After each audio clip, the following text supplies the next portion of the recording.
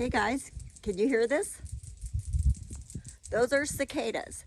They bury into the ground and stay hidden in the ground for 17 years, and then they come out and they sing.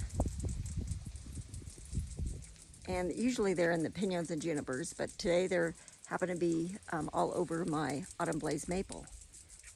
And let's see if I can find one for you. Let's see. Oh, there they are. Here's one. Let's see.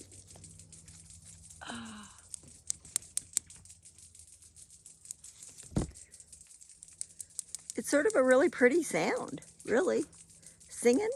I don't think they have them in the South. I'm in Southwest Colorado, and we've got them.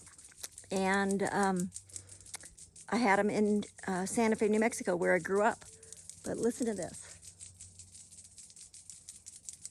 Pretty cool. See ya.